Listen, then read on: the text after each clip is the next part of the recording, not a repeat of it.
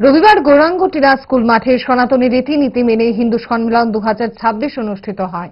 সম্মেলনে প্রধান অতিথি হিসেবে উপস্থিত ছিলেন আগরতলা ভারত সেবাশ্রমের বোধিসত্ত্বানন্দজি মহারাজ। এছাড়াও উপস্থিত ছিলেন কল্যাণপুরের অবসরপ্রাপ্ত শিক্ষক নির্মল চৌধুরী, আরএসএস এর সিপাহীজলা জেলার সদস্য কমল দাস, হিন্দু সম্মেলন আয়োজন সমিতির সভাপতি ক্ষিতীশ দাস, সম্পাদক পঙ্কজ দত্ত সহ অন্যান্য বিশিষ্ট ব্যক্তিবর্গ।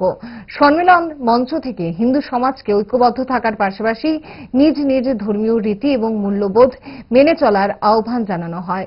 এদিন অনুষ্ঠানে বিপুল সংখ্যক সনাতনী হিন্দু ধর্মাবলম্বীর উপস্থিতি লক্ষ্য করা যায়।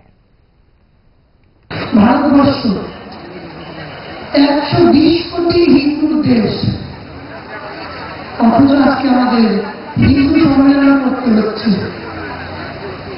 কেন জানেন? কারণ একটাই, কি কারণ?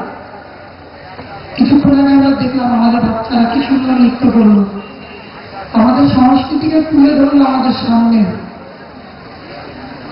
কিন্তু আমরা এই সংস্কৃতিটাকে ভুলে যেতে বসেছি আজকে। আমরা পাশ্চাত্য সংস্কৃতি আমাদের উপরে হাবি হয়ে বসছে। পাশ্চাত্য সংস্কৃতি আমাদেরকে বিপদে টেনে নিয়ে যাচ্ছে